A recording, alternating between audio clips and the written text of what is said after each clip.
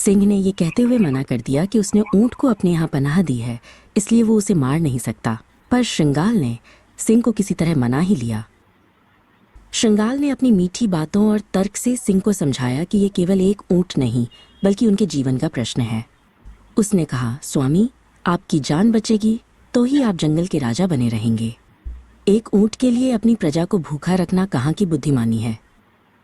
मदोत्कट, जो अपनी चोटों से कमजोर हो चुका था और भूख से परेशान था, श्रृंगाल की बातों में आ गया। उसने भारी मन से अपनी सहमति दे दी।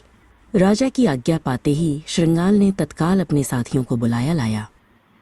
उसके साथ ऊंट कथनक भी आया। उसे इस बात का जरा भी अंदाजा नहीं था कि उसके साथ क्या होने वाला है। उन्हें देखकर सिंह ने पूछा, तुम लोगों को कुछ मिला? काग, कौवा, श्रृंगाल, सियार, तेजस बाघ सहित दूसरे जानवरों ने बता दिया कि उन्हें कुछ नहीं मिला। श्रृंगाल ने एक योजना बनाई थी। उसने अपने साथियों से कहा, राजा की भूख मिटाने के लिए हम सभी बारी बारी से सिंह के आगे अपनी जान देने की विनती करेंगे। इससे राजा का मन नरम पड़ेगा और वो किसी एक को चुनने पर मजबूर हो जाएगा। श्रृंगाल की योजना के अनुसार सबसे पहले काग, कौवा आगे आया। उसने सिंह को प्रणाम किया और कहा, स्वामी, हम सब भूखे हैं और आप भी बीमार हैं।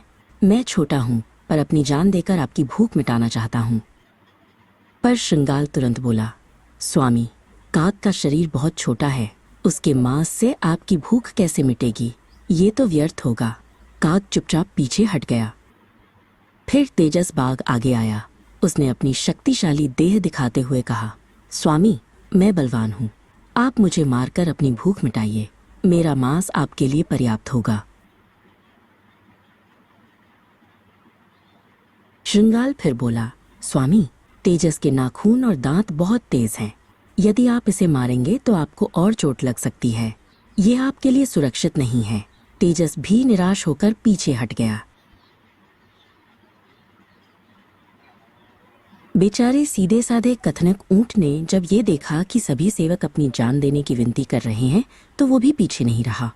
उसे लगा कि ये ही सही तरीका है अपने स्वामी के प्रति वफादारी दिखाने का। उसने सिंह को प्रणाम करके कहा, स्वामी, ये सभी आपके लिए अभक्ष्य हैं। किसी का आकार छोटा है, किसी के तेज नाखून हैं, किसी की देह पर घने बाल हैं। आज तो आप मेरे ही शरीर से अपनी जीविका चलाइए, जिससे कि मुझे दोनों लोगों की प्राप्ति हो सके। कथनक ने ये बात पूरी ईमानदारी और निष्ठा से कही थी। कथनक का इतना कहना था कि व्याघ्र तेजस और सियार श्रृंगाल उस पर झपट पड़े। उन्होंने एक पल भी नहीं गंवाया। देखते ही देखते उन्होंने उसके पेट को चीर कर रख दिया। कथनक को अपनी जान बचाने का मौका भी नहीं मिला। बस फिर क्या था?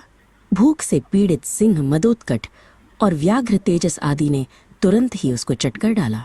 काग, कौवा भी इस क्रूरता का मूक दर्शक बना रहा। मदोत्कट सिंह ने जब कथनक का मांस खाया तो उसे एक अजीब सा खालीपन महसूस हुआ। उसे अपनी गलती का एहसास हुआ, पर अब बहुत देर हो चुकी थी। एक निर्दोष अतिथि की जान ले ली गई थी। श्रृंगाल और तेजस ने अपनी भूख मिटा ली थी, पर उनके मन में कोई पछतावा नहीं था। वे तो अपनी धूर्तता में सफल हुए थे। काग, कौवा भी चुपचाप बैठा था। उसने अपनी बुद्धिमत्ता का उपयोग सही समय पर नहीं किया था। इस कहानी से हमें ये सीख मिलती है कि महापुरुषों ने कहा है कि धूर्तों के साथ जब भी रहें, पूरी तरह से चौकन्ना रहें और उनकी मीठी बातों में बिल्कुल ना आएं। और सबसे महत्वपूर्ण बात, विवेकहीन तथा मूर्ख स्वामी से भी दूर रहने में ही भलाई है, क्योंकि एक विवेकहीन स्वामी अपनी ही प्रजा और अपने ही नियमों को खतरे में डाल सकता है।